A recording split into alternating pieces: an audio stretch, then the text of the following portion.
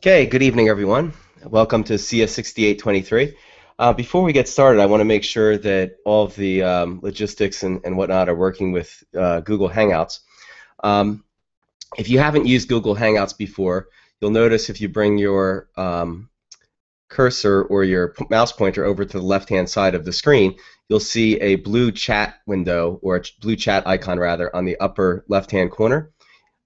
Please click on that, and if you can just give me a yes or something of that nature in the group chat window, just if you can hear me and if you can see the network security title page. I just want to make sure everything's working here and things are getting through to you.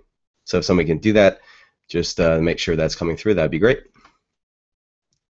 So in the upper left-hand corner, the blue chat icon, if you can open that up.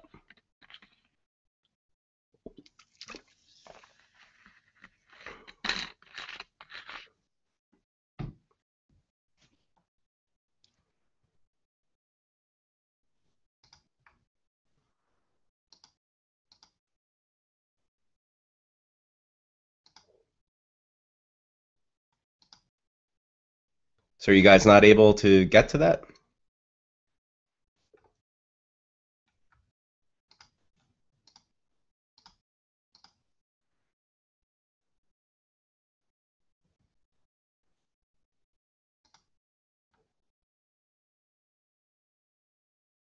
I'll give it a few more minutes. Maybe that feature isn't working quite right.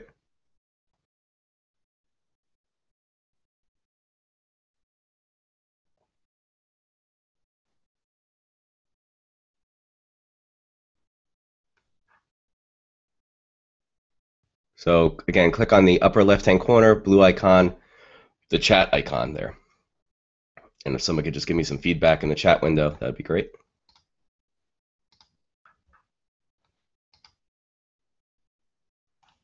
Hopefully that's set up correctly.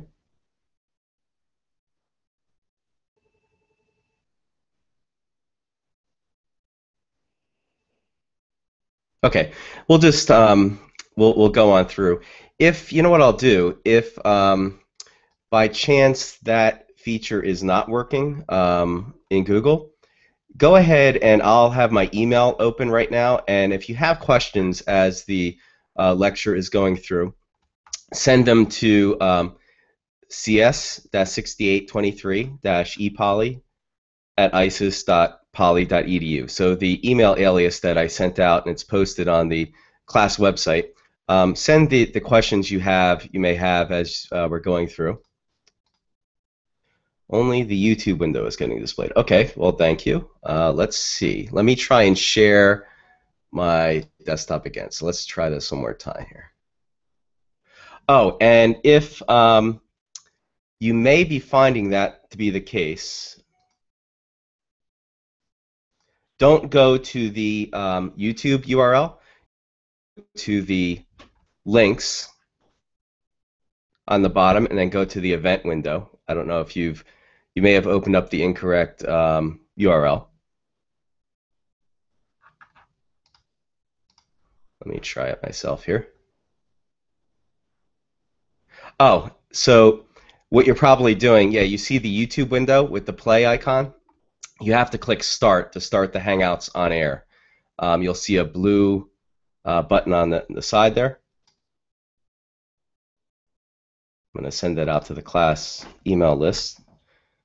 Get this going. Hopefully, a few hiccups in the first class. I'm just going to try and use Google Hangouts. If this doesn't work, we'll revert to Big Blue Button. But I think Google Hangouts is a little better, and students liked it a little better in the past, just because you're able to take the videos with you on your mobile devices and that sort of thing. So we'll try it this lecture. If it doesn't work out, we'll go to something else. But let me send out some instructions here.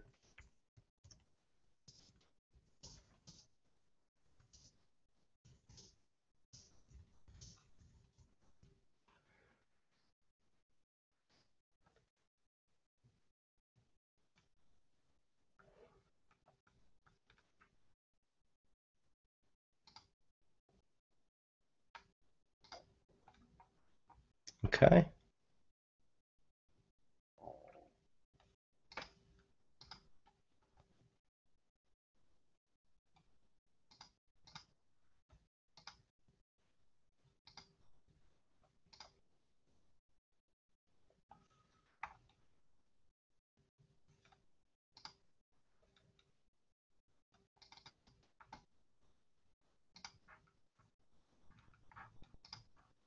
Okay, and if you could just give me a, hopefully you should be able to see the screen. I'm doing a screen share. Let's see. Some people are giving me some feedback and email. My chat icon in the top right, and it says it cannot sign in because the Hangout isn't configured for chatting. Oh, okay. I guess that was my fault. All right, so I'll have to fix the chatting in the next lecture. I guess I didn't set up the Hangout correctly. So for now, what I'll do is, if you have questions as the lecture is proceeding, just send them to the email list. I have my email open in another screen, and I'll be watching that, and I'll answer emails or answer questions as the lecture goes through that way. Sorry about that. Let me just see if I can correct that really quickly. Let's see.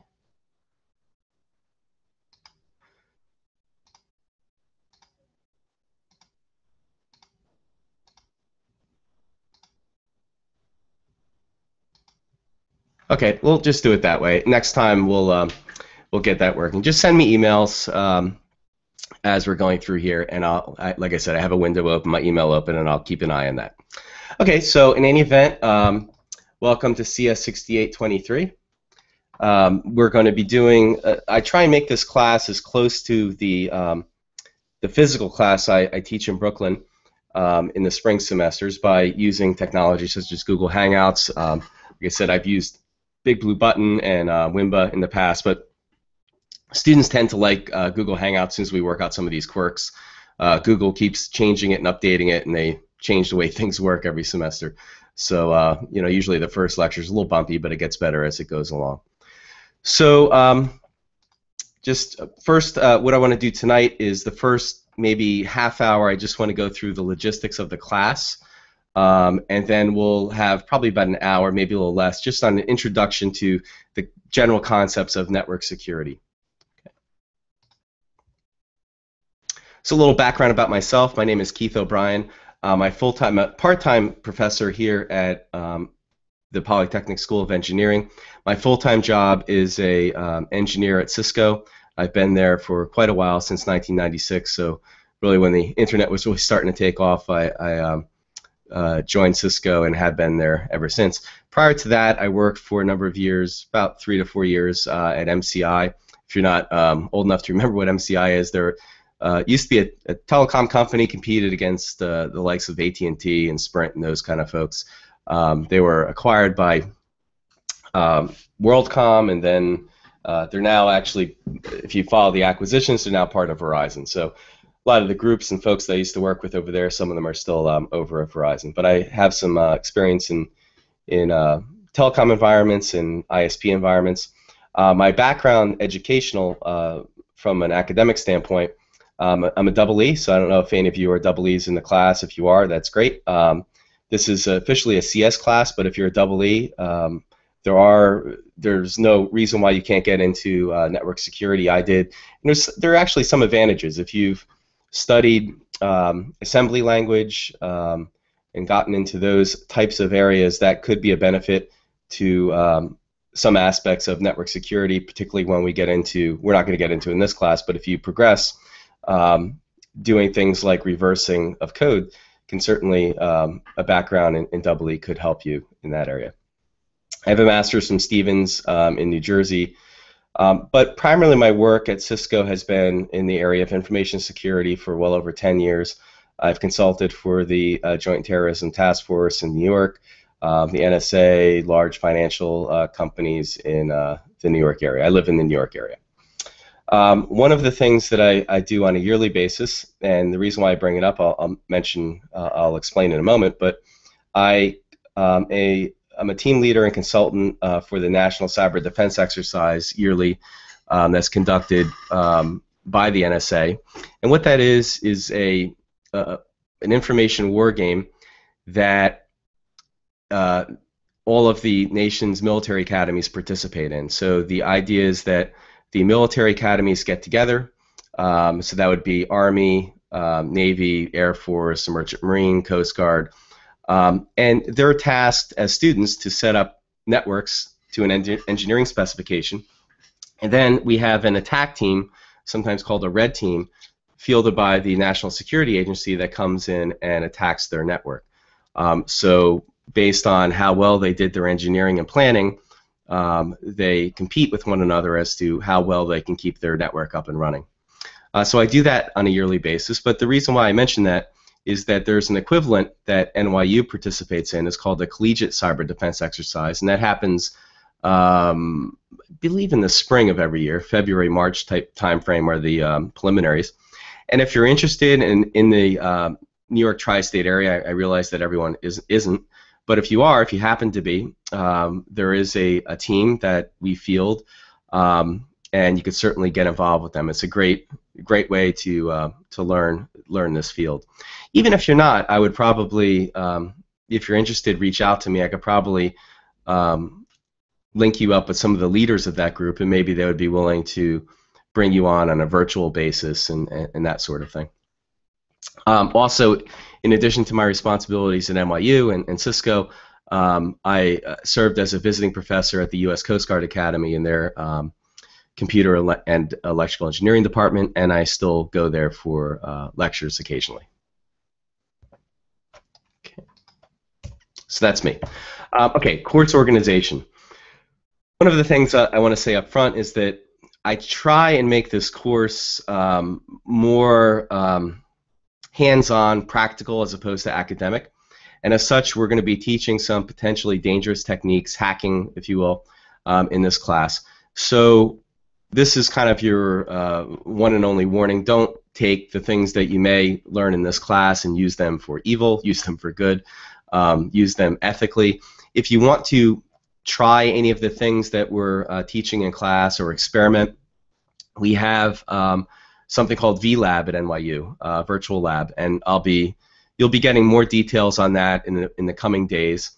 And we'll be having labs as we go through the class, and the techniques that we'll be talking about, you'll have labs that you'll go through and practice those techniques with. But on your own time, if you have anything else you want to experiment, you know, with anything that we may not be doing labs on in the class, you're welcome to do so in VLab. There's nothing really you can break in VLab. Everything is virtualized and can be reverted back to a known state. So, you know, feel free to go in and experiment. But please do all of that within the confines of VLab. Don't go back to your dorm room or your roommate or anybody else and try these kinds of things. Okay. As far as office hours, this is a virtual class, obviously.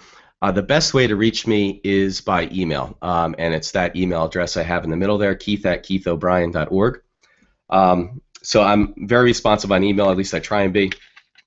So if you have anything pressing, that really is the best way to reach me.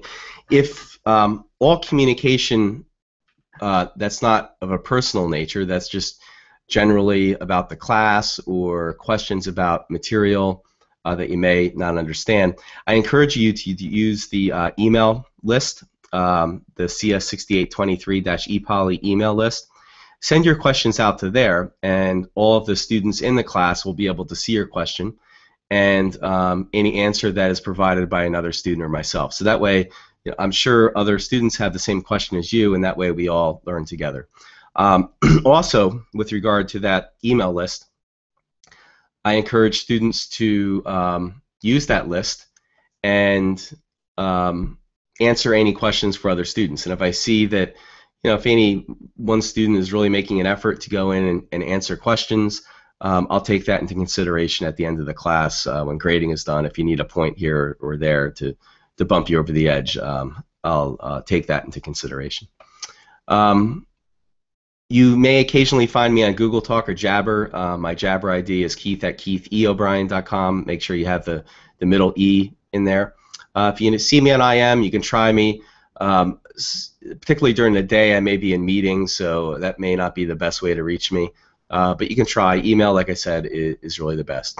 If you have any personal issues that you'd like to discuss, send me an email with a time that you would like to discuss them, and I'll get it on my calendar, and then we could have a conference call, or you can call me at my desk, on my work desk, and we can have a voice conversation. But just, if you want to have a voice conversation, just set up a time with me ahead of time. During the day, particularly, I'm pretty busy, and if you just call that number, chances are I'm not going to be able to speak with you. But just give me, you know, maybe 24 hours heads up, and we can arrange a time if you need to speak over the phone. Okay. All right. The course website, sorry, that is incorrect. We just changed the course website to be, hopefully everybody has been there already. If you haven't, I apologize for not updating that slide. The new course website, and it's actually the new website for all classes at NYU now, is newclasses.nyu.edu. So newclasses.nyu.edu. So that is our course website. I'll actually, let me share my screen here and make sure, and I'll just show you some of what we'll be doing.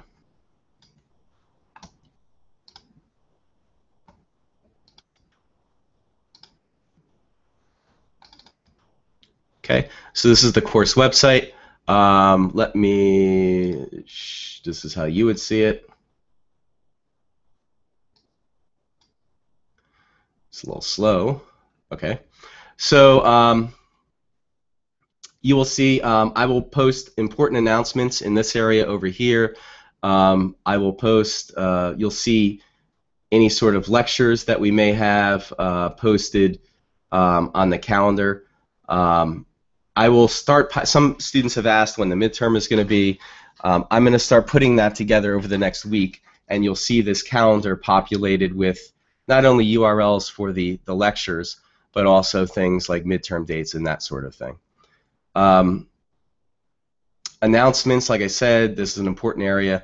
What I try and do with announcements, I just post really important things in the announcements section on the website, and just day-to-day communication will be over the email list, email class list. So be sure that you look at this announcement. If you didn't get an email from me on August 29th with the subject of CS6823 mail list, if you didn't get that email on that date, send me an email and make sure that you're a member of this email list here, cs6823-epoly@isis.poly.edu. It's important that you get on this class list. It's our main mechanism for communicating during the semester. And the idea is if you send an email to that email address, all of the other students in class will receive it, and you can answer back and forth, and everybody will be copied on it. But just make sure it's not automatically populated from the NYU system. I have to do it manually. So what I do is in the beginning of the class, I take the class list and populate it, but if you join the class late, particularly after 8:29, you may not be on the email list. So send me an email at keith@keithobrien.org if you are not getting the emails. So I sent out a few emails tonight about the URL change. So if you didn't get those emails, make sure that you send me that. Send me an email at keith@keithobrien.org just so I know to add you to the list. Here I will post. Here's our first lecture. I will post. I try and post at least 24 hours ahead of time the information for the lecture. I post the PowerPoints. The PowerPoints are the main thing that you'll be tested on in this class. The information in the PowerPoint is where I pull almost all of the questions from. So this is what you're responsible for. If the material's in the PowerPoint, you're responsible for it. The other things that you'll see here, though, is you'll see I have a textbook reading. The textbook reading is more of, here, textbook reading. Read, for example, this week, read chapters 2 and 3 in computer security. Those, I'm never going to pull information out of the textbook that we didn't go through in class. The textbook is merely as a backup to what we've discussed in class. Let's say if you didn't quite get what we were talking about in class and some students just prefer an alternate view of it in a textbook. If that's you, please, and certainly if you read the chapters, it's certainly going to enhance your understanding of what we're discussing here, and you'll probably do much better in the class. But for example, if something is discussed in the textbook, you know, it occasionally happens. We don't there's no textbook that unfortunately follows this class line by line. So if there's something that's discussed in the textbook that we didn't discuss in class and isn't covered in the PowerPoints, that wouldn't be tested in the midterm or final exam. However, I will occasionally, and I've done it this week, post white papers. Here you see a white paper on attack trees. This is just an introduction to VLab, but this white paper on attack trees would be fair game. So any sort of white papers or URLs that I post within the lecture section would be fair game for a midterm or final exam. Also, what you'll see here is this class, particularly the labs, assume that you have a background in Linux. And I know that everyone, that may not be a valid assumption, but many students do very well in this class even without that background. And what we do is the first lecture, or the first lab rather, we dedicate to just bring you up to speed on Linux and get your feet wet if you, or maybe you haven't played with Linux in a while. The first lab is your opportunity to get up to speed on Linux quickly or refresh your knowledge. I posted some information here that you can go in and read on your own to just get up to speed on how Linux works and getting around it. There's a YouTube video here that you'll see from Offensive Security that does a very good job, in my opinion, in establishing the baseline knowledge that you'll need in Linux to do well in the labs. So make sure you go through that. And I have some cheat sheets here that you may want to refer to as you're going through the labs as far as Linux commands and various things that will prove to be useful as we go through the labs themselves. Okay, so let me go back to the slides.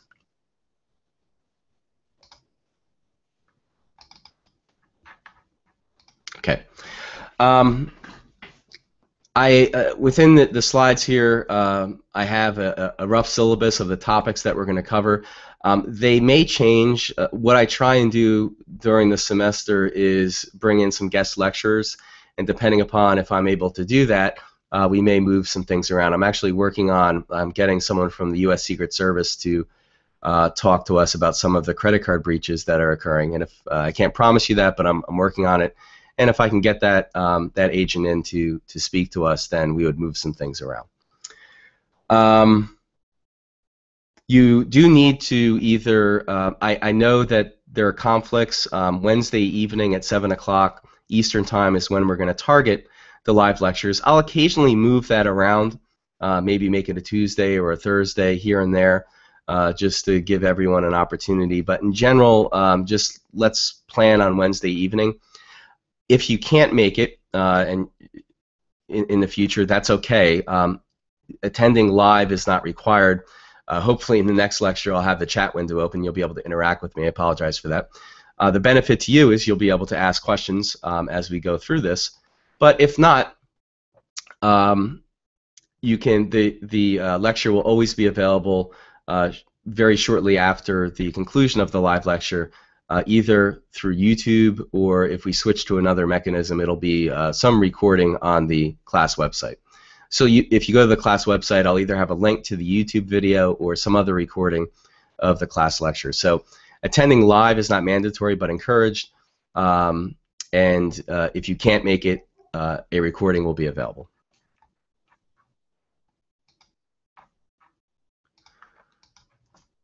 Okay. So the course goals. First is just understanding the problems of securing a network, and what we'll do for that is get you comfortable with offensive techniques in network security, essentially learning how to hack a network. In my view, it's very difficult, if not impossible, to truly appreciate and understand how to defend a network if you don't know how networks are attacked. So in order to accomplish that goal, the first couple of lectures after this first lecture, we're going to be going through offensive techniques such as network reconnaissance and enumeration, how exploits work, and then once we establish that, we're going to bring in some of the tools that we use to defend networks, some of the underlying protocols such as crypto and IPsec and SSL, but then some more explicit tools such as firewalls, routers, switches, IDS, wireless. And then towards the end, we'll explore some possibly more advanced topics. Like I said, it could be a guest lecture. I usually have 2 lectures on IPv6, as you know, that is certainly, if you're just starting your career or in the early stages of your career, you're going to be dealing with IPv6 at some point. So it makes sense to ensure that you have a baseline understanding of IPv6, and particularly some of the, or really all of the security issues we're aware of at this point related to IPv6. So the goal there would be to bring your knowledge of security that you hopefully have at that point in the IPv4 world and translate that over to the IPv6 world. So that could be certainly one of the advanced topics that we'll go through.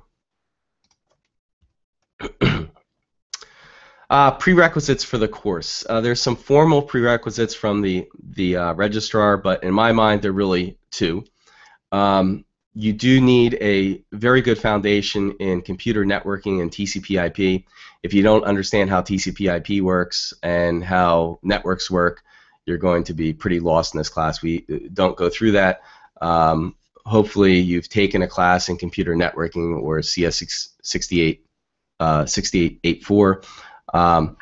But basically, if you understand how routers work, how bridges work, how TCP works, UDP, the OSI stack, those sorts of things, that's what I'm expecting you have as a prerequisite coming in. And then, as I mentioned before, having a basic knowledge of operating systems and a working hands-on knowledge of Linux is required. It's not required that you necessarily come in with that. If you don't have that knowledge of Linux, then you just may have to work a little harder and come up to speed on Linux as the course progresses. But like I said, a number of students every semester come in without Linux and come up to speed on it pretty quickly. So I wouldn't worry about that. But if you don't have a foundation in networking and TCP/IP, that will be a problem, and you probably want to reach out to me offline just to discuss if this course is right for you. Okay. The formal textbooks are these. The one that I'll be assigning reading out, well, actually 2 that I'll be assigning reading out of are the Computer Security book and the Counter Hack Reloaded book. None of these textbooks are mandatory. As I mentioned, I have required on the first one just because the registrar officially requires some sort of textbook. But all of the material will be coming from my lectures, right? And the Computer Security book mirrors what I go through in class the best that I found. It's not perfect, but it's pretty close. The first couple of lectures when we're talking about offensive techniques, that's covered in the Counter Hack Reloaded book, so you'll get some reading from there. And then finally, the Cryptography Engineering book is optional. We're going to have at least 1 lecture on crypto. If you've already taken a class in cryptography, hopefully it'll be just review, but if you haven't and need some help on some of the concepts we'll be talking about with crypto, I found the Cryptography Engineering book by Niels Ferguson and Bruce Schneier to be very good. It's not overly, it does a good balance between the academic stance of cryptography along with applied cryptography. So that if you have any problems or are confused in the cryptography sections, I'd encourage you to get that book. All of these books are available on Amazon, and I'm pretty sure that they're even all available via Kindle format, if that's what you prefer. As I mentioned, additional readings will be posted through URLs. I may post some PDFs.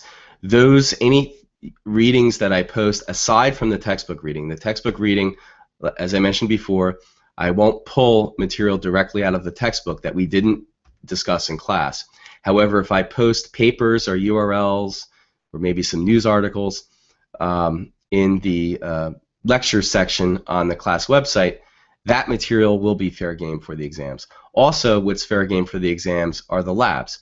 Now, the labs are designed to reflect what we discuss in the lectures, but certainly I can ask questions about what you did in the lab to ensure that you understood what you did in the lab. So as long as you performed the lab and did it well, anything I ask in a midterm or final related to the lab shouldn't be a problem at all.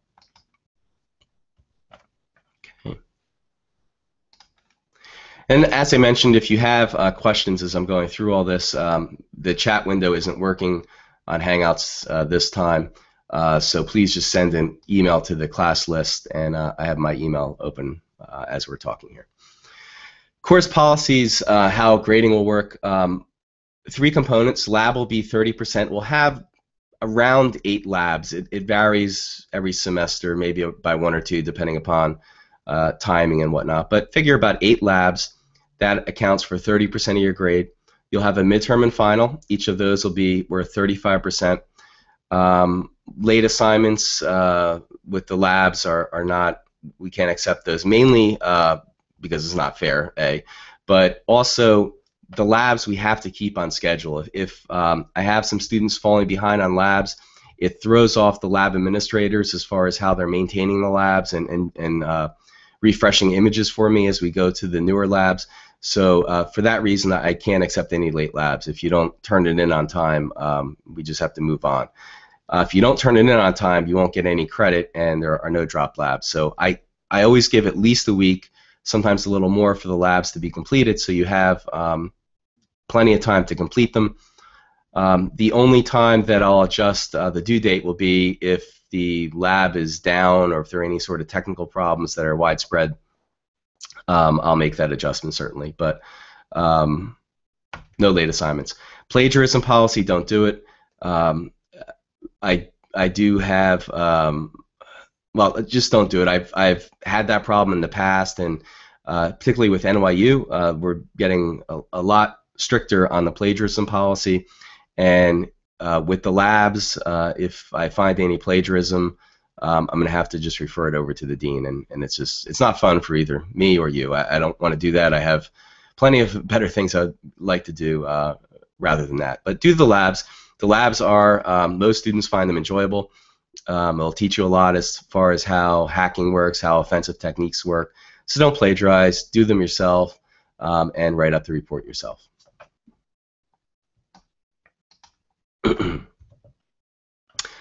One other thing before I talk about this slide. As far as the labs are concerned, and I'll be sending an email out about this to give you more detail just so you remember. But as far as what the labs, what I expect you to turn in for the labs are very task-oriented. So I'm going to give you a goal that you have to achieve, such as break into a Windows XP box and control the command line remotely from that to that XP box. Now you're going to have to do many steps to achieve that. And I don't expect a formal lab write-up with like an abstract. I don't want all that. What I really want you to, if I'm asking you questions, make sure those questions are answered fully, but then also fully document everything you did in the lab with screenshots and a description of what you're doing in each of those screenshots. So for every pertinent step you take in the lab, I want you to take a screenshot of what you're doing and then a description under that screenshot of what you're doing in that screenshot. Always err on the side of more screenshots. If you're not sure, just put them in. It's always easier for me to give you partial credit if you're giving me too much information versus too little. So just err on the side of more screenshots, the better. So your lab really should, when you turn it in, should be some paragraphs, you know, a couple sentences, a screenshot, another couple sentences explaining that screenshot, and just steps. Almost think of it like you should be able to give your lab report to another person, and they should be able to reproduce the steps that you did in lab very easily. Okay. All right. Things that I won't do at the end of the course, and this happens every year. I don't give extra work so you can try and improve your grade. If you're on probation or anything like that, I can't take that into consideration for anything. I have to. One of my jobs as an instructor is to fairly grade the class and make sure that everyone is graded equally. So I can't give any extra work to one student or a group of students that I'm not giving to everyone else. I can't bump up your grade because you think you deserve it, you need it for a scholarship, you have to get off probation. I can't do that. Your grade is assigned by what you do in class. So what I will encourage you to do, particularly if you are in a situation where you're on probation or something of that nature. If you find that you're running into difficulty in the class, be sure you reach out to me during the semester for extra help. I also have a grader, or I will be having a grader and a TA assigned as well, and they can also help as needed. I won't go back and find points in assignments, all those kinds of things. Now, with that being said, if I'm human. If I made a grading error, please let me know, particularly on the midterm or final. If you find that maybe I added points up incorrectly or something of that nature, please let me know. But don't just come to me arguing for points, and let's see if we can find points somewhere to boost your grade. That I won't do. Okay.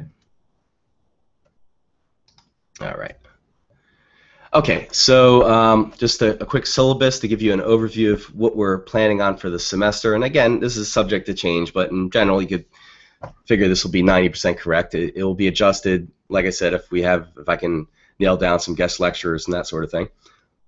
Tonight is the security basics, the course overview. The next 3 lectures after tonight will be going through hacker tools and methods, essentially how miscreants will break into networks, going through the techniques that they go through, from reconnaissance to vulnerability identification, exploitation, and post-exploitation phases.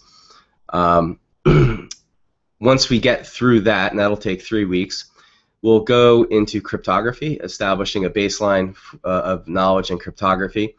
Probably at that point, we'll have the midterm. I may sneak in another class there. I'm going to work that out over the next couple of days and give you a formal schedule that I'll post to the website.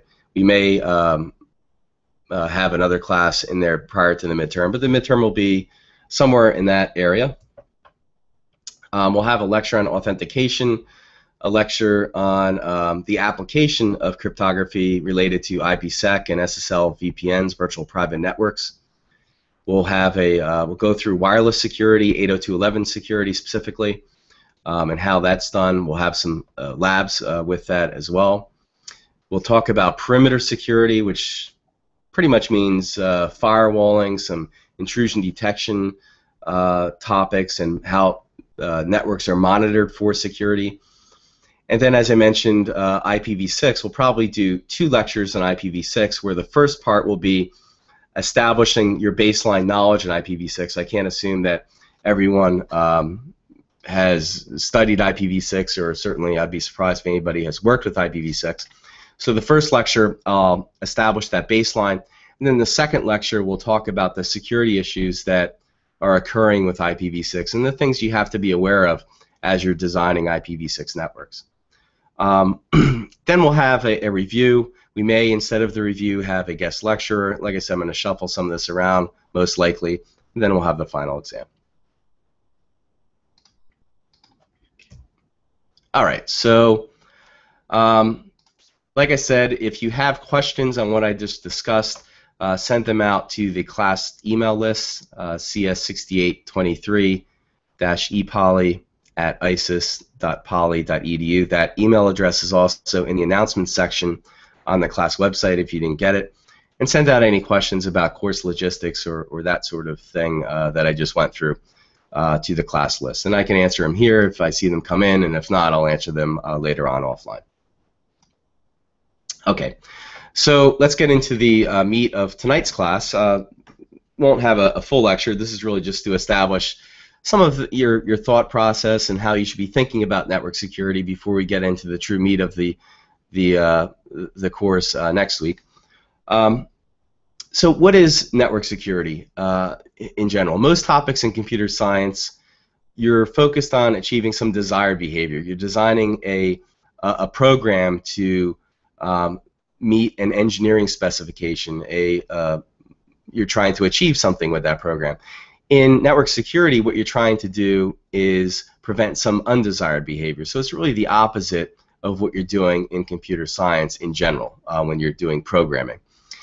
So in order to do that, one of the things that if nothing else you get out of this class, you know, you have to do your grades and all that, but I really would be happy if I got you to think a little different. A little bit of paranoia is good in this field. So if you're generally a paranoid person, you'll probably do very well in information security and network security. But you'll know that you're becoming a security professional when you start, even in your physical world, you start thinking about how things can be compromised and what is the security state of a particular system. For example, you may go into a grocery store and start evaluating how the security cameras are positioned in a store. How is it good? Is it bad? How can they be circumvented? Maybe payment systems that you may be using on a daily basis. When you start thinking about those things and evaluating them on a daily basis in your day-to-day life, that's kind of the thought process I want to get you into. And we're going to be doing that with computer networks, but a lot of the same concepts can be applied to the external world and even physical security environments.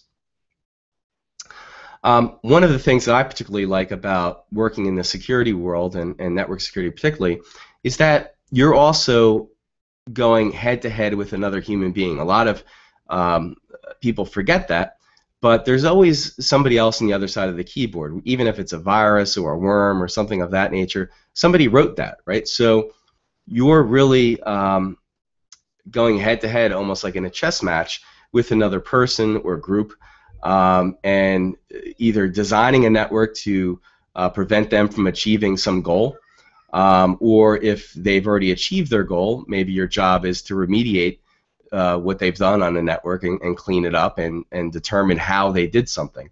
But it's always a puzzle, and you're always going up against another human being. And that's something that I particularly like about this field. It's not just something static where you're doing something with a computer. You're doing something with a computer and network, but also you're being challenged by another person as well.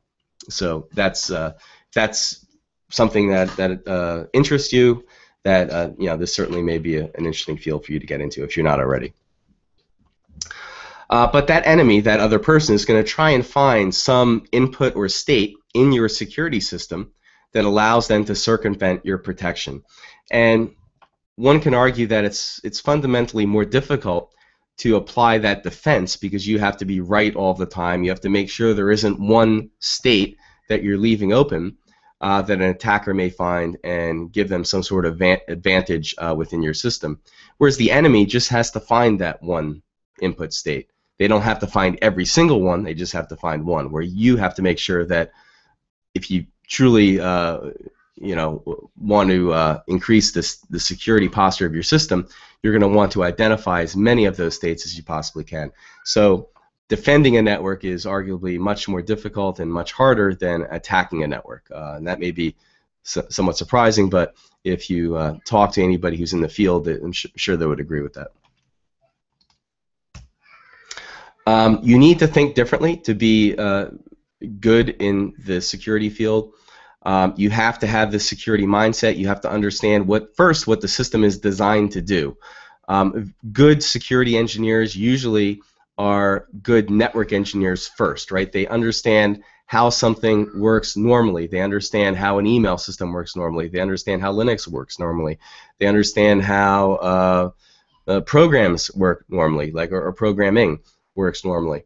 So if you don't understand how something works in a steady state environment, in a normal environment, when you start seeing things happening or having to understand how something is happening when it's working abnormally, that's going to be very difficult. So usually the progression in this field, and that's why we teach it this way, you should have taken computer networks first and understood that first and then progressed to computer security.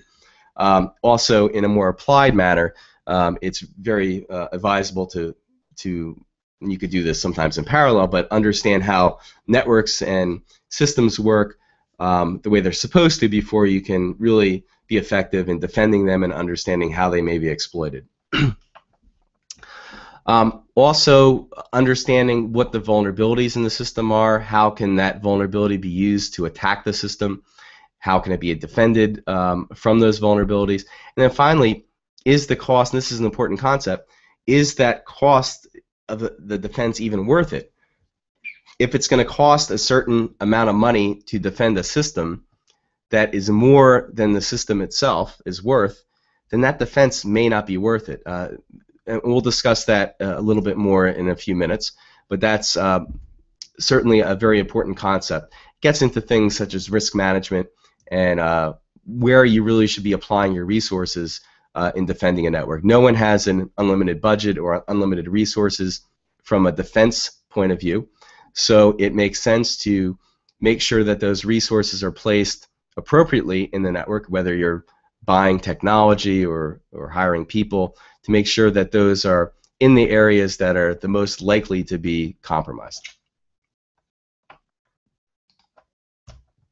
Okay, so let's, in the spirit of just thinking differently and understanding how security systems work, let's look at something, a very common thing in network security, password authentication, right? It's unfortunately something that's still used quite widely, and we're still getting burned by on a daily basis.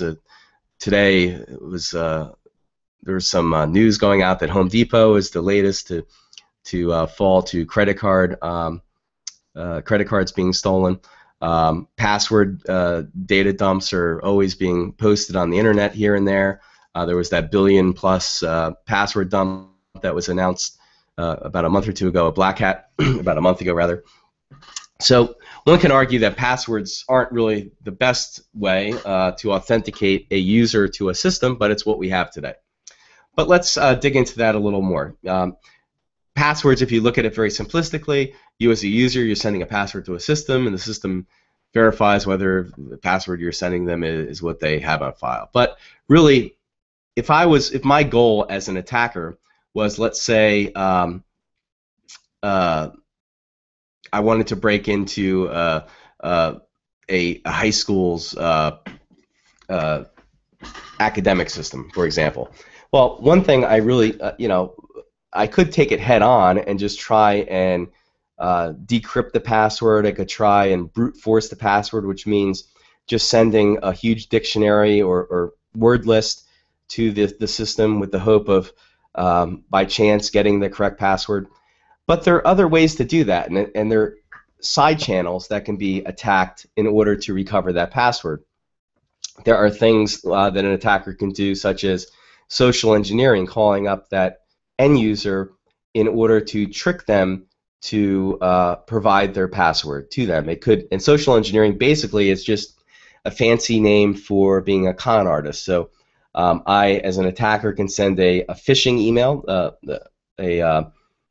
an email that appears to be coming from somewhere where it's really not, with the hope that they may click on a URL and provide their username and password to me as an attacker. I may also use some other things. I may use some social networks like Facebook and LinkedIn to get information about the user, and that information may allow me to guess their password.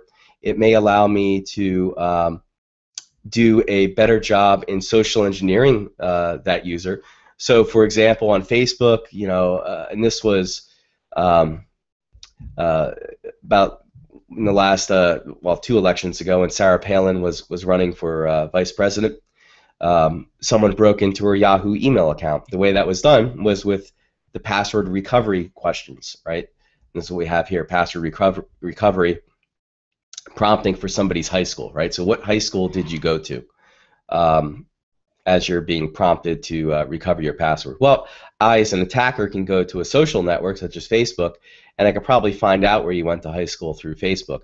Even if you didn't explicitly post where you went to high school, just by your social network and your links to other people, maybe they did, and if you graduated the same year, maybe you posted that, I can infer that you may have gone to the same high school. So password recovery prompts, such as prompting for where you went to high school, where you grew up, your hometown, your favorite movie, all those kinds of things can easily be obtained through social networks. And that's another way that an attacker can get into a system through these password recovery prompts. Yet another example, just to get your and the point here is the goal of this particular attack we're talking about is recovering a password, right? Getting access to somebody's password that you're not supposed to have. So mentioned on the previous slide, that can be done through password recovery prompts and social networks, but there are even other ways to do it. In 2012, and if you're interested in the gory details in this attack, you could Google attack on Wired magazine writer or editor, and you should be able to pull that up. It was written up in Wired magazine in pretty excruciating detail. But the point here is that the attacker was able to gain access to a user's Twitter account by chaining certain exploits together and certain ways that systems worked together. The attacker's goal in this particular attack was to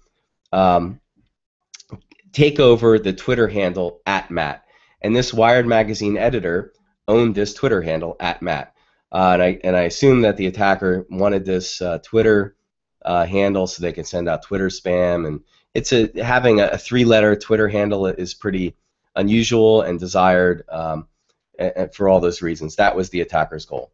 Now, the attacker could certainly directly attack Twitter's authentication protocol and methods. Probably not the best idea. It's probably not impossible, but it would probably be quite a bit of work. Instead, what the attacker found was a way to link certain weaknesses in how procedures worked in password recovery in order to get access to this particular user's Twitter account. And so, just to step you through this, the attacker found from that user's Twitter page, so they went to their Twitter page @Matt, and this user posted their personal homepage on their Twitter page. They had their personal URL of their personal homepage linked onto their Twitter page. So he went there, went to this website, and from there he had his Gmail address posted. Actually, I don't remember if he had it actually posted on the homepage. It may have been, and we'll talk about this in 2 weeks. When you register a domain, if you've ever registered a domain for yourself, when you go through that registration process, you do have to supply an email address as you register it. And there's a service on the internet called Whois, and you can look up who owns a particular domain name. I have keithobrien.org, for example. So when I registered that, I supplied an email address. Now there's things you could do with domain registrars where you can register them privately, but this, I think, I'd have to look up the details, but I think this particular user had their Gmail address in the Whois database, and that's how the attacker got their Gmail address, right? So they got their Gmail address of this particular Twitter, the person who owns this Twitter account. Now from there, they went to Google's account recovery page, and all of this has changed. So this doesn't work anymore. This particular attack got quite a bit of press coverage, and all of the companies that I'm mentioning here have since changed the procedures and how this works. And the point here, though, is to illustrate how things can be chained together.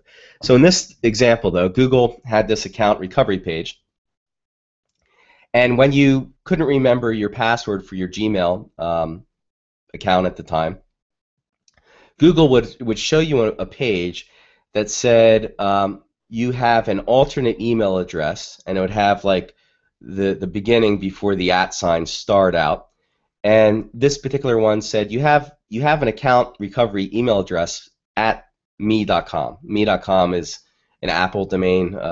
Years ago they had a service called Me, and this particular user had an email address at Apple at me.com. The attacker didn't know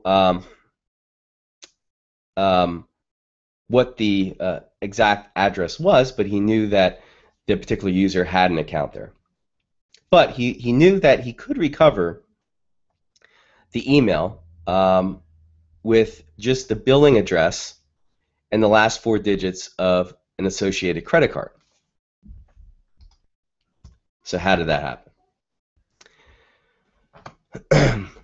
Well, he went on to Amazon, and he knew the attacker could get the attacker knew he could get that credit card information from Amazon.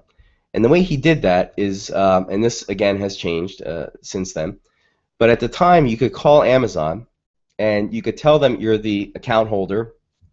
And in this particular, one of the things that linked all these together was the email address, that Gmail email address.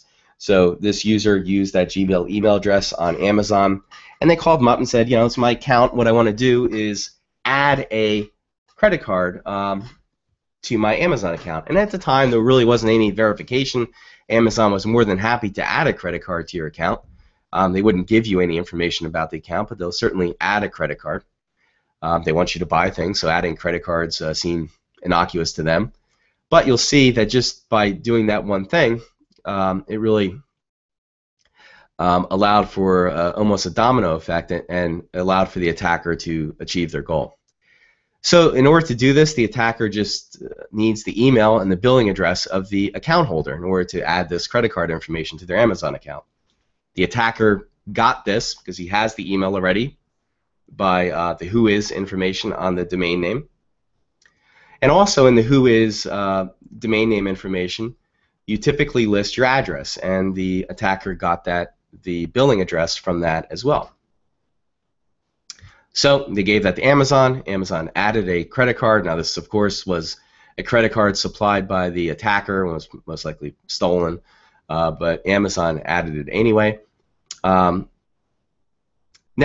they hung up, waited a little bit, called back Amazon, and said that you lost access to your email account. You can't, you know, it's Gmail, but you don't have access to that anymore for whatever reason, and you forgot your password, right? So they will ask, in order to recover your account, they'll ask you for your name, your address, and a credit card number associated with that account. Well, you just added a credit card number as the attacker, so they give that new credit card number. They have the name and address of the person. So Amazon then resets the account and also adds a new email address to that Amazon account, which is held by the attacker. Then the attacker, once they have access to the Amazon account, they could log in and then see the last 4 digits of the original credit card number, because that's still listed in Amazon. So they were able to get that original credit card number. Then they went back to Apple, supplied Apple with the last 4 digits of the credit card number. Apple said, sure, okay, it must be you. I'll reset your password.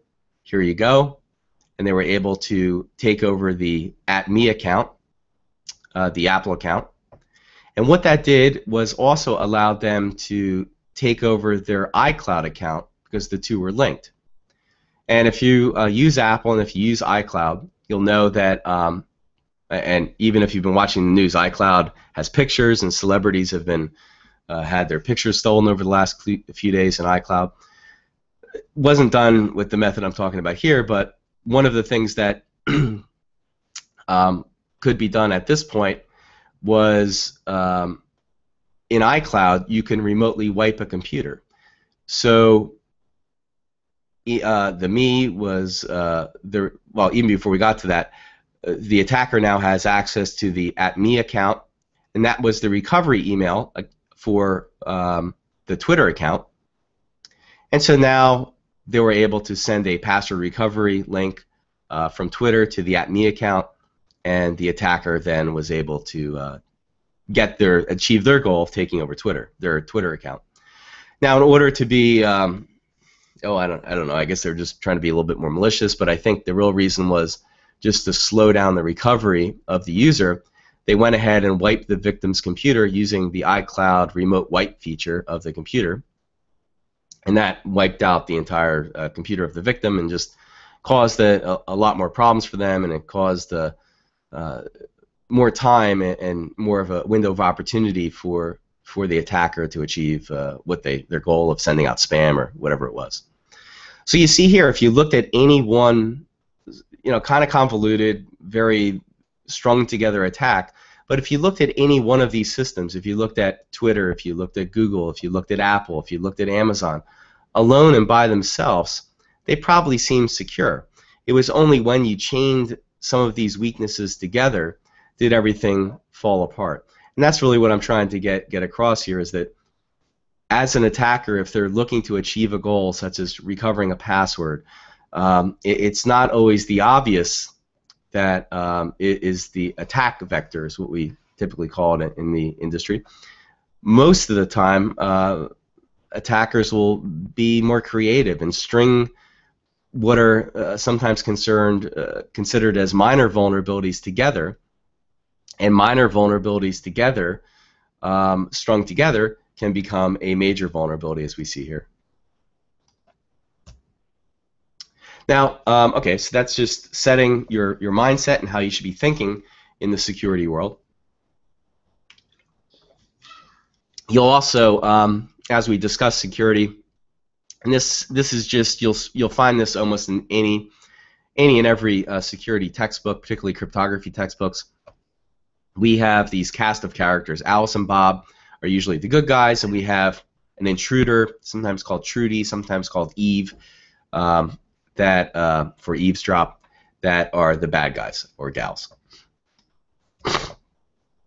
Now let's assume Alice opens a bank, Alice's online bank.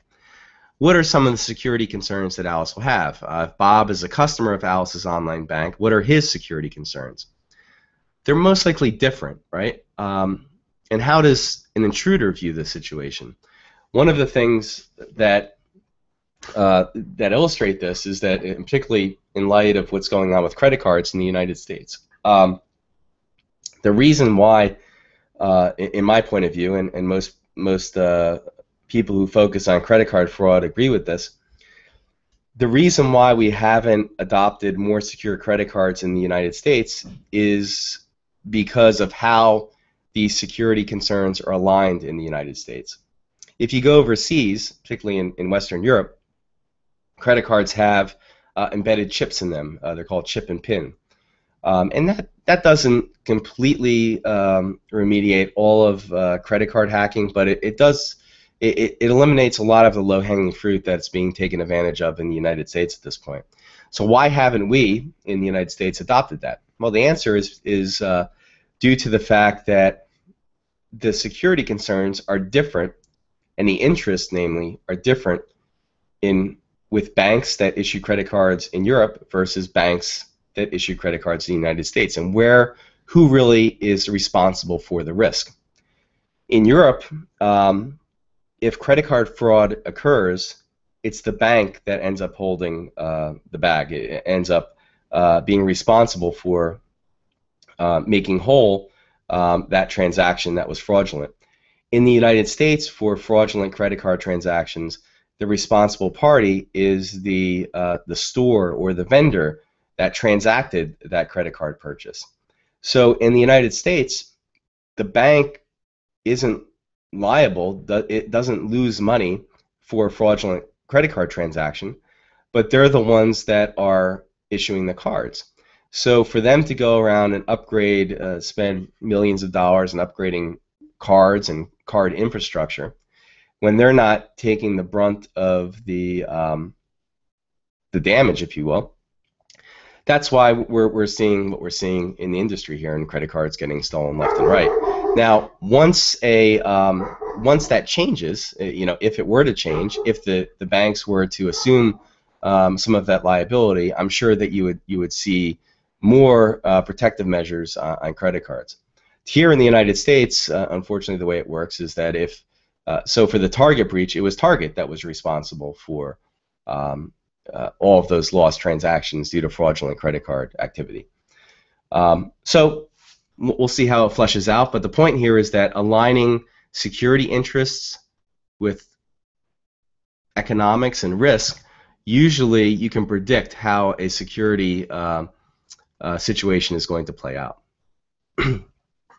You'll also see, just moving on here, you'll see some other basic concepts as you go through security textbooks and just explore the basics of network security. There's an overarching concept called CIA, not the CIA that the spy CIA, but it stands for confidentiality, integrity, and availability. And those are lot of people view those three concepts as the underpinnings for any security problem that you may encounter, any security design that you may encounter. There are three things that have to be delivered: confidentiality, maintaining some information to be secret, typically done through cryptography; integrity, ensuring that that information isn't changed and hasn't been tampered with and is genuine; and then also availability, making sure that a system is always available to any user of that system. Availability is usually attacked through something called a denial of service attack or a distributed denial of service attack, and we'll be talking about that more about that later in the class. But these are typically the three tenets of a security system that you design in or optimize. Some people, and I like to add this, some people also add authenticity as kind of a fourth leg. You can argue it's a type of integrity where authenticity is ensuring or determining where the data is coming from, ensuring that it's coming from a particular user or a particular system, and ensuring that that data is authentic. And it's a good way to frame the problem as you're designing security systems, thinking in this way, in what areas a particular part of the system is providing, whether it's providing confidentiality, integrity, or availability, helps you to really frame the problem well. So back to Alice's online bank. If the goal is to prevent Trudy, the intruder, from learning Bob's account balance, we could do that through confidentiality. That's provided by confidentiality, or preventing that unauthorized reading of the information. If that's a typo there, I'm sorry about that. Trudy, it should say Trudy must not be able to change Bob's account balance. Bob must not be able to improperly change his own account balance. Those two things are provided by the integrity portion of the CIA model, preventing unauthorized writing of information. Integrity is also typically provided by forms of cryptography that we'll be talking about later in the class. And then Alice's online bank must be available when it's needed. Alice must be able to make a transaction when she wants to, pay her bills, get access to her balance. And if she doesn't, she'll take her business elsewhere, right, if the site's constantly down. So availability is also a component of designing a properly secure system. Now, beyond that, I mean, CIA, that's fine. That's a good way to think of it. But there are many, certainly other parts. It's, like I said, a simplistic model. They're going beyond that. How does Bob's computer know that Bob really is Bob and not Trudy, right? How does a computer know that the person sitting in front of it on the keyboard is who they think they are? Could be done through passwords, verified using clever cryptography. What are some of the security concerns of passwords? Maybe we want to use alternatives to passwords, or maybe something called multi-factor authentication, using something in addition to a password. Something that you may know or something that you may have combined with the password is called two-factor or multi-factor authentication. You may be using that hopefully on some of your your accounts, such as Google. I know offers it, and Dropbox and Twitter. What they typically do is, in addition to your password, they'll either text you or use an authentication app to generate a PIN that's to basically prove that you're in possession of your phone or in possession of a particular program that's generating these pins. And that, combined with your password, gives you an additional layer of authentication that the person sitting in front of the computer is who they say they are. So what does it mean when somebody says that their network is secure? I get this quite a bit in consulting and whatnot. You know, I'll go in and somebody will say, you know, just I need the network to be secure. What does that mean? Well, if you look it up in the dictionary, security means freedom from risk or danger. So is there really a way that you can design a network to be 100% free from risk or danger? No, of course not. Even in the physical world, when we're talking about terrorism and airport security, there's no way that you can ever be 100% protected from those types of threats.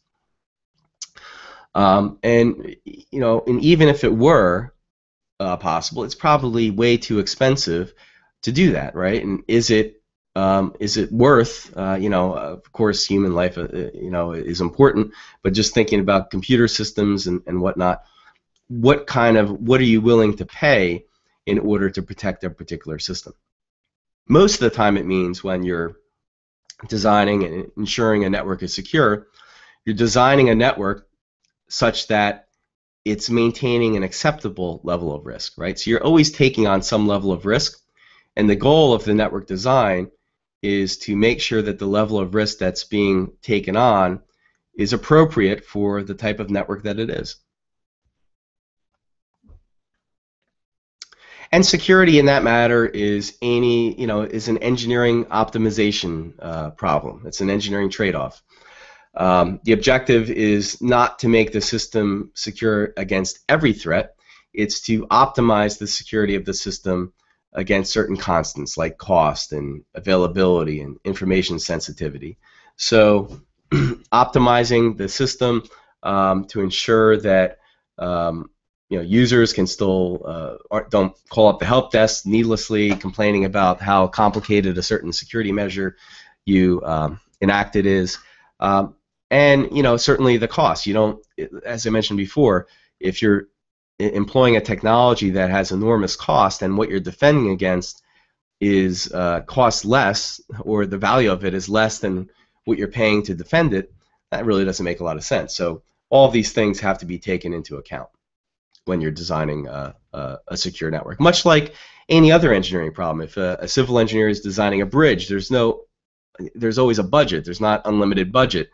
And while a civil engineer may want to use certain materials, the budget may not account for that. So they have to adjust things and do trade-offs based on what the budget allows for in order to meet, but also meet the engineering goals that are assigned for the project. And then finally, security isn't just a one-time design thing, right? It's an ongoing process. It's not a product that you're going to buy. I work for a vendor, so I can say this. It's not going to be some magic box that you purchase and slap in your network, and you could say, yes, thumbs up, I'm secure. And if a vendor does come in and say that to you, you probably should show them the door, because that's not the way security works. Not to say that security technology isn't needed. It's needed, but it's not a standalone thing. It requires processes and procedures. For example, I can have security logging all day, but if I don't have a process or procedure and people that understand the logs and are able to interpret them and do that on a daily basis, what's the purpose of logging, right? So it's all about having those processes and procedures in place and doing that on an ongoing basis. That is probably even more important, or the most important thing when designing a secure system. And then finally, security at the end of the day, network security particularly, is primarily about managing risk and risk management, and we'll talk about that. So what is the general concept of risk analysis and risk management? So there are whole departments. If you go into financial organizations, there are entire groups, sometimes thousands of people, that do risk analysis for the organization. And the goal there is to identify certain assets of the organization that are at risk, and then put either some quantitative or qualitative measure on the potential loss or impact that an attack could have on that asset. Also putting some quantitative or qualitative measure on how likely that attack or event is to occur would also be desirable in a risk analysis type of procedure. And then risk management is the process for planning how to control these risks, whether you're going to implement some technology, maybe buy insurance, all sorts of things. And that's where risk management, once you understand and do your risk analysis, the risk management comes in as to how you're going to either reduce it or reduce the risk or take on the risk as it is. Oh, sorry about that. So non-IT example. Let's talk about that first. Assets, just driving a car. So what's at risk? And I'll use assets in quotes. I mean, obviously, people's lives and health aren't really an asset. They're much more than that. But what's really at risk? Well, certainly, yes, the people's lives and health, but also the automobile, property that could be damaged by the automobile. And what is the event? It's typically an auto accident. So how does risk management occur in driving? Well, you can reduce the risk by following DWI laws, taking defensive driving classes, using anti-lock brakes, driving very slowly, not driving on snowy days. You can mitigate the risk. You can employ technology that will reduce your risk, such as seatbelts, airbags, crumple zones in cars. All of those things are technologies, if you will, that will mitigate the risk. So almost eliminate certain areas of risk. You can transfer the risk to somebody else, and that's what insurance is, right? So rather than taking on the risk as you can pay somebody to take the risk for you, and that essentially is what insurance is. Or you can accept the risk. You can say, well, I'm just going to chance it, and if it happens, it happens. And that's, if we're taking a look from an insurance point of view, that's what a deductible is, right? So you're going to accept that there's some certain level of risk, and I'm willing to pay $1,000 deductible and accept that and move on. In the information security world, that same concept occurs with understanding first what assets are at risk, like we did in the driving example. So is it data? It's typically data, right? But what kind of data? Is it credit card data? Is it hospital data, patient medical records? What are the threats against that data? What types of attackers are interested in getting that data? And what are the attackers and the threats capable of doing? And all of those kinds of that kind of information will give you some sort of sweet spot as to where your security should be employed, where you should purchase and place your money, if you will, to protect those assets.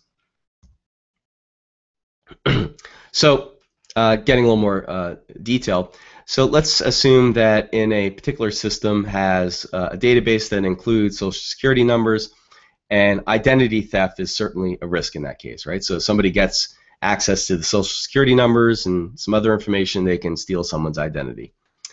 So the IT asset at risk is the confidentiality of that social security number information, and the impact is the compromise of that, and an attacker going and using that to steal someone's identity and perform financial fraud.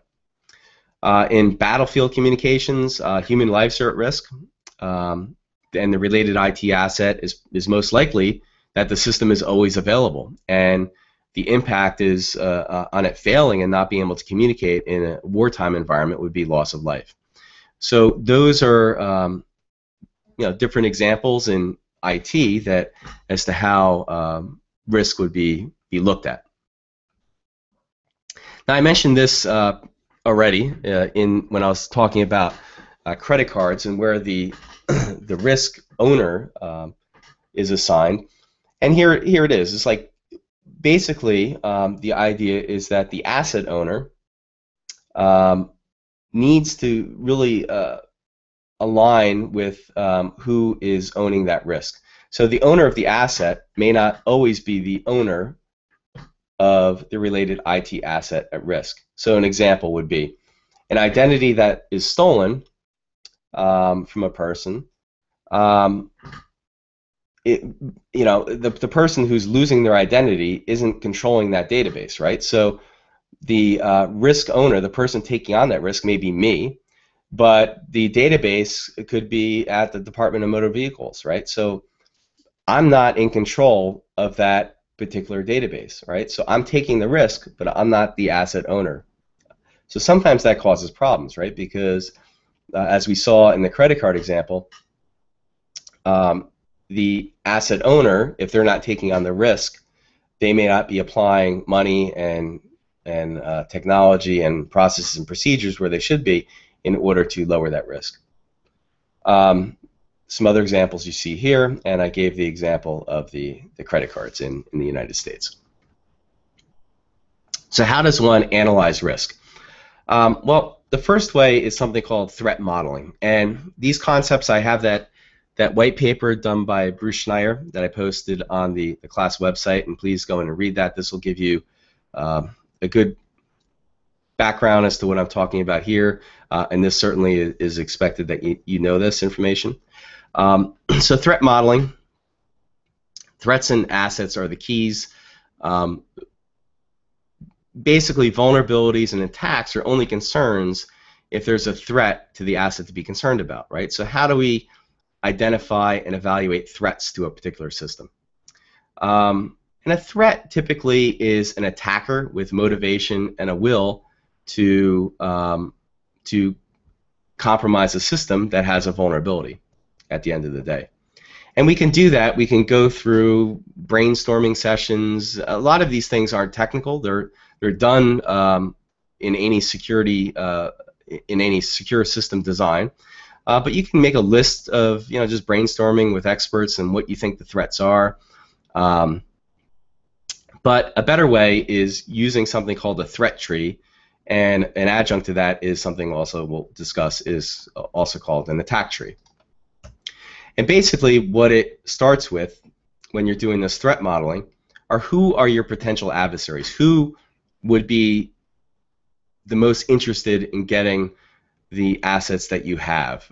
So if you have a large credit card database, maybe it's organized crime in another country, what is their motivation? Is it financial? Is it hacktivism, political? How much do they have a lot of inside information as to how you operate? Do they have a lot of funding? That makes a big difference, right? Are you going up against a nation state, or is it a very small group of attackers who aren't well funded? And then how adverse are they to risks? Are they taking on risks themselves? Are they worried about getting arrested, right? A nation state isn't worried about getting arrested, right? And if there aren't any ramifications from other nation states, they are probably not very adverse to risk, right? So they're willing to take on that risk pretty easily. So what we do here is with threat trees is we take this abstract concept of a threat and then iteratively go through and define how that threat is described and categorized. And what it gives you is something called a threat tree, and I think that the best way to describe it is to give you an example. So here, if we're thinking about a hospital computer system, the way, and there's no right answer to this. I mean, this is brainstorming, right? So different folks will have different potential answers here, but this is one possible answer. So what are the threats to a hospital computer system? Well, what we want to do at that point is divide the different types of assets that we may have that could be attacked in the system.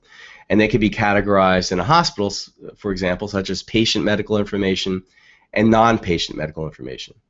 Then if we go to patient medical information, we could then further divide it as life-threatening or non-life-threatening. Right? Is the information, if it were to be disclosed or tampered with, could it cause loss of life? Is it pharmaceutical information? And what kind of threat is it? Is it disclosing that information, making it public? Is it changing the information? Is it making that information not available to a doctor that needs it?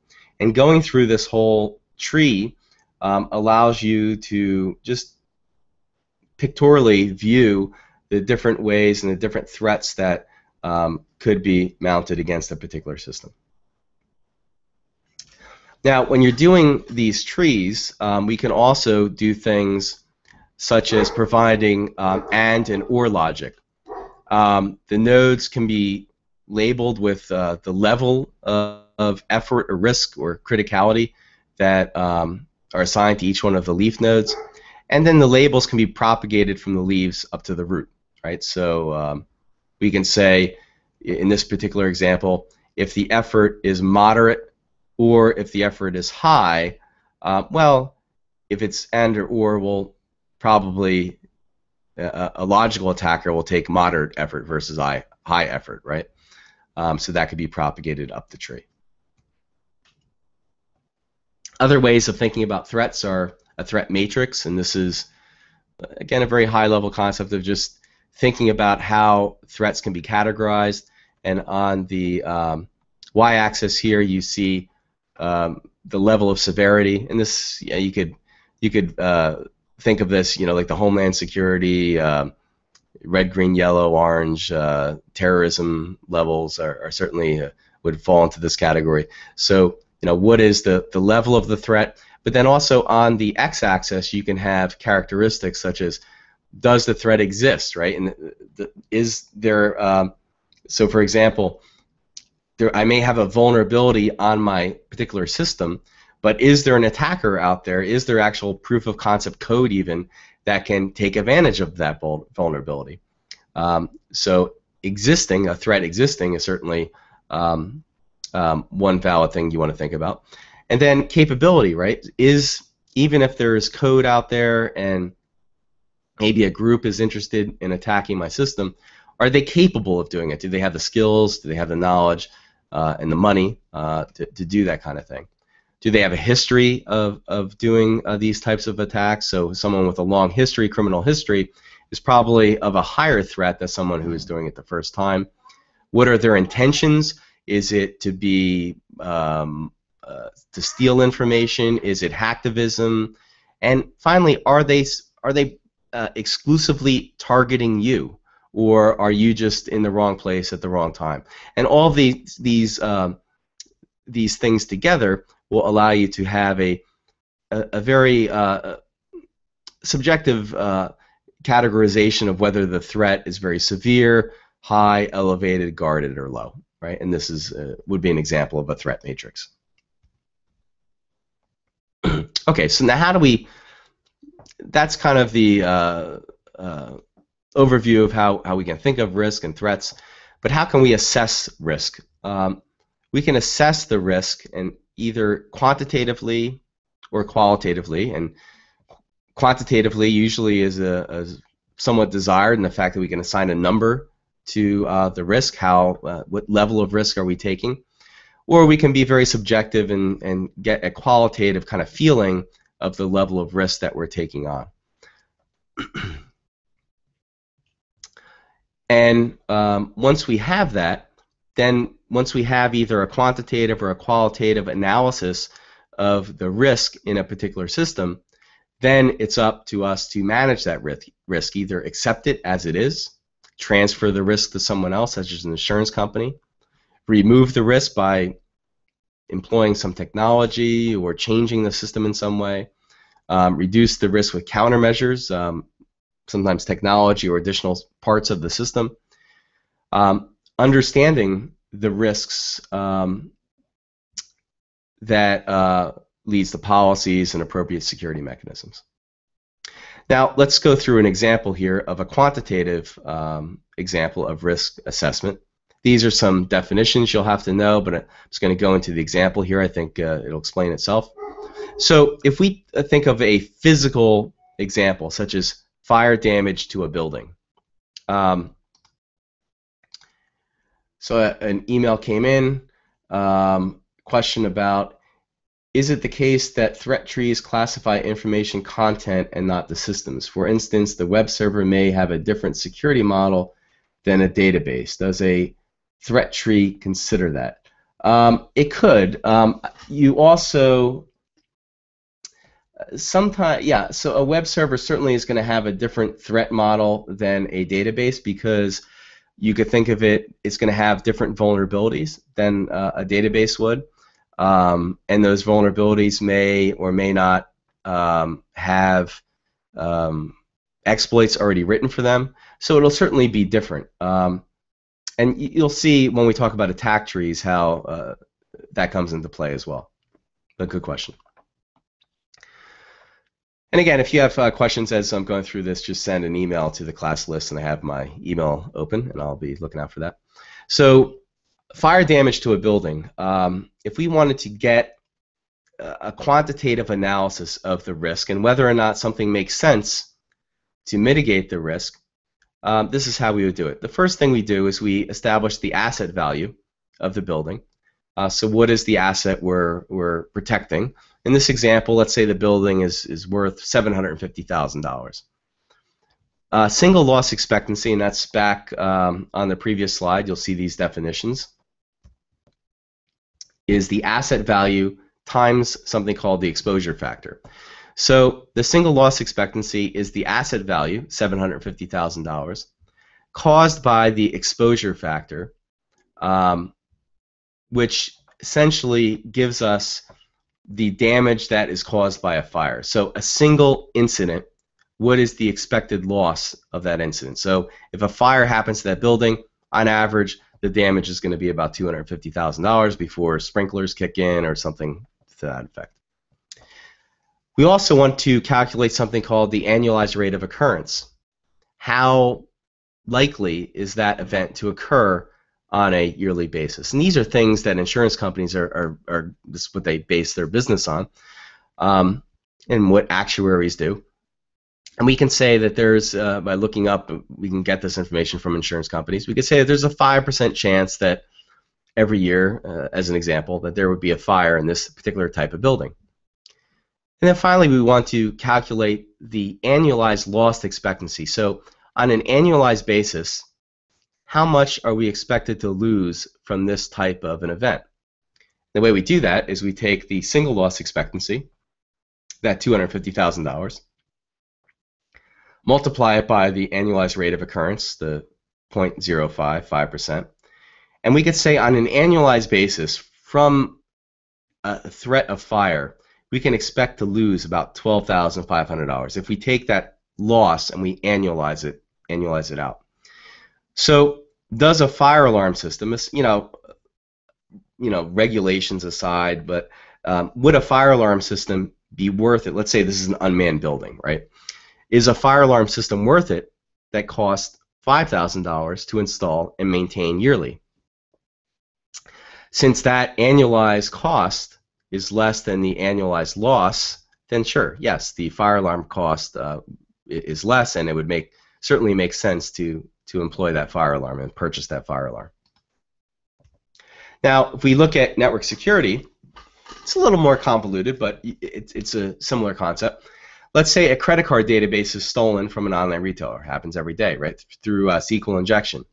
What is the asset value? Here, the asset value is a little harder to nail down, but you could say that the asset value can be what is the value of that credit card database as far as loss of business. Maybe the business would just go bankrupt, right? And certainly, that was the example of Target, right? Their earnings took a big hit that quarter since they lost that database. So you can certainly put a value on what that database is worth. What is the single loss expectancy if that database is stolen? What's the amount of fines that they may be incurring, the lost business, consulting fees for security folks like yourselves after you take this class to go in and fix the problem?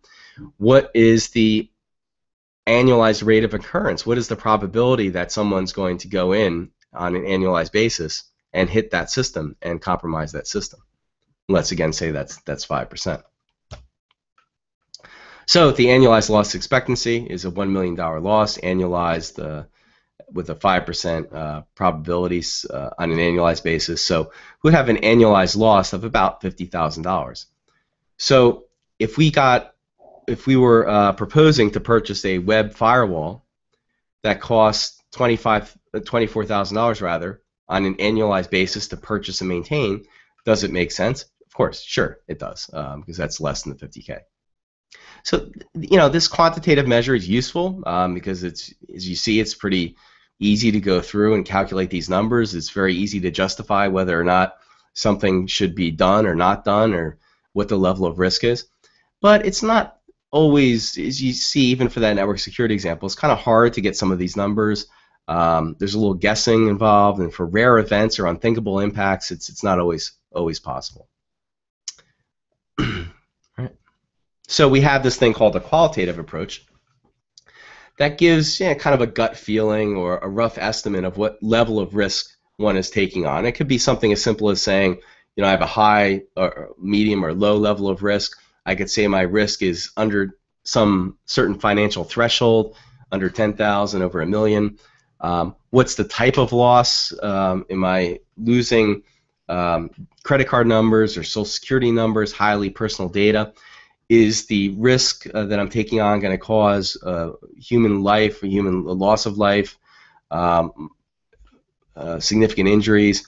And then we could also rank them, right? Rank the types of risks that we're taking on as far as what's the most likely and the highest level of risk all the way down to the lowest.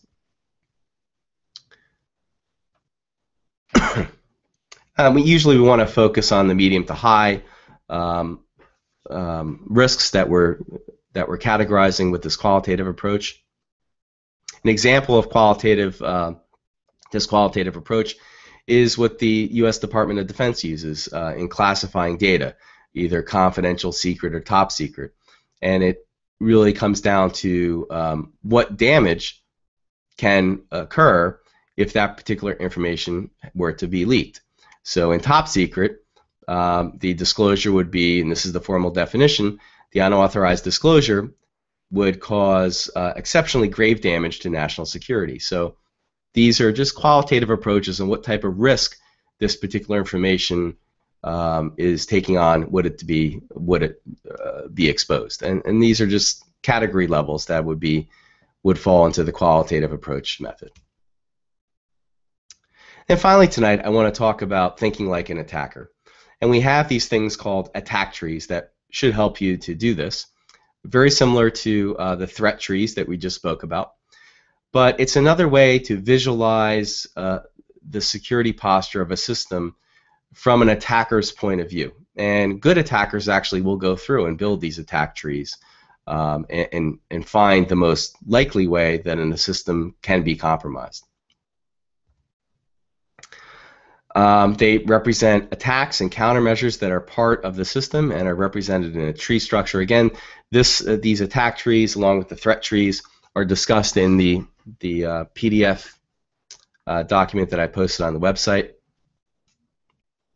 And I think that the best way to explain it is by example. So here is a basic attack tree. With the goal, you always have the goal of the attack tree on the top here, where the goal here is opening a safe.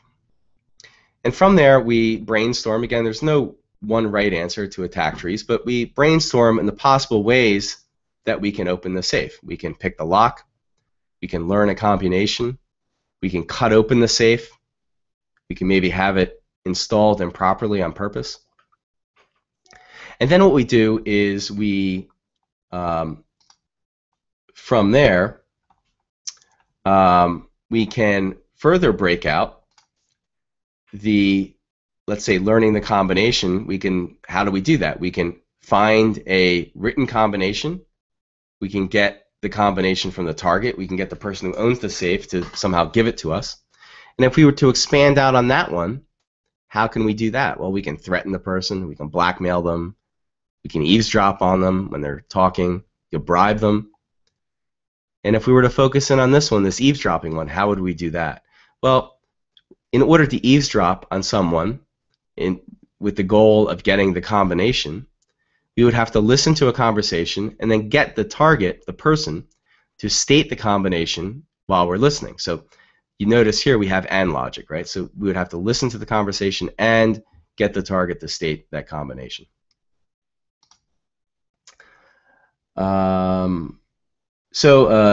Another question came in. It says, I assume that there is a virtualization trend in current enterprise systems. This may definitely save costs. Referring to the example that we discussed, are there security devices virtualized to save costs and monitor small systems? And if no, not why? Good question. Actually, it's one of the topics that I'm working on my day job. So the short answer is yes. Almost all security systems are being actively virtualized. even the systems that Cisco, my employer, sells are all being virtualized. Firewalls, IDS systems, and the like are all being virtualized. And more so, they're being virtualized and being provided as cloud services, such that a provider, let's say like a provider like an AT&T or some ISP provider, can rather, I use Cablevision, or you could have, maybe you have Comcast in your house.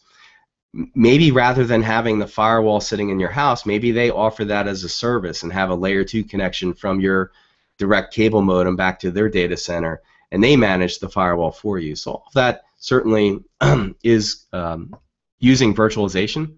So short answer, yes, and that's an active trend in the industry right now in using virtualized security. So good question, thank you. All right, back to the attack trees. Yes, okay.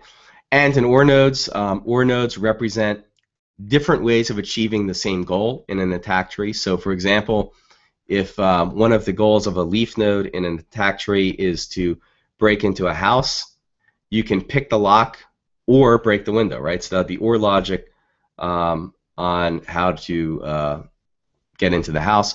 But if I have AND logic, there would be two things that obviously have to be done together to achieve that single outcome. I can also provide Boolean node values on these attack trees. For example, I can say something is either probable or improbable. So here's an example applied to the open the safe attack tree. I can say categorize these individual states or these individual attacks as either improbable or probable. And again, there's no right answer. It's basically based on me as the attacker. Do I have the ability to pick locks? Maybe I don't, so maybe I categorize that as improbable. I may, though, be able to cut open a safe, and that may be probable, right? I may not have the ability to have it installed improperly, and so I would just categorize these accordingly as being probable or improbable. And that would give me some take on which attack path here may be the most likely attack to opening the safe. And I could do other things. I can say easy versus not easy, expensive versus not expensive, so on and so forth. No special equipment needed, or special equipment needed. So here, cutting open a safe may require special equipment, such as a torch. I may need a lock pick, right, to pick the lock. Install it improperly, I probably just have to bribe someone to install it improperly, so special equipment may not be needed there. I can also apply continuous node values, such as cost or time, cost and resources to attack or defend a particular attack. And I can apply those to the same problem. So here, in the open the safe problem, it may cost me $30,000 to hire somebody to pick the lock. I may have to rent an acetylene torch for $10,000. It may cost me $100,000 to bribe someone. And if we kind of expand out and focus on the learn the combination and see how that breaks out, it may, cost me $75,000 to hire somebody to break into the facility. Again, I'm thinking as an attacker here. This is as an attacker would think and how they would go through the thought process in opening a safe. It may cost them $75,000 for a team to break in and find the combination written somewhere. To get the combination directly from the person that owns the safe, I could threaten them. Maybe that'll cost me $60,000. I could blackmail them. Maybe that'll cost me $100,000, $20,000 to bribe them. But to eavesdrop on them, I may need some equipment that I have to buy for $20,000, and then some other, maybe somebody to social engineer them. Maybe I have to pay that person $40,000. So these two things together are both required because I have AND logic here at the bottom. So the cost to eavesdrop, I think I have it built out. Yep. The cost to eavesdrop would be the 20 plus the 40K, so that's the 60K. So if I look at this level, what's the cheapest way to get the combination from the target? Well, I know that it costs $60,000 to eavesdrop because I have to do this, and that's $60K. But what's the cheapest way to get the combination? Well, it looks like it's bribing over here, So that's the one that kind of percolates up. And then this is OR logic, so I can do this or this. And since this is the cheapest, this is the one that goes up. So the cost of learning the combination from the target is $20,000.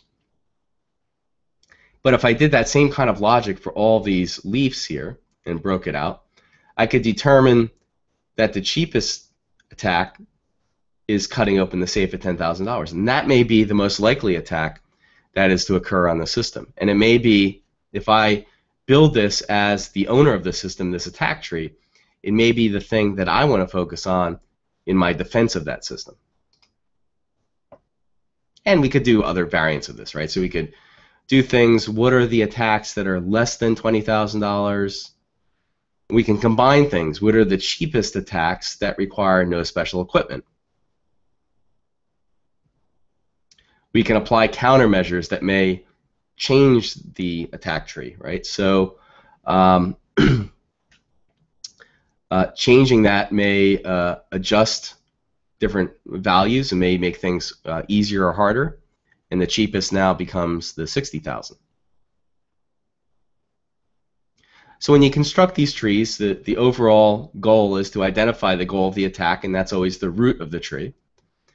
And then building the leaves of the possible ways to achieve that goal. And there's even programs out there that'll do this and build databases of attack trees on a system that can be reused and plugged in and analyzed.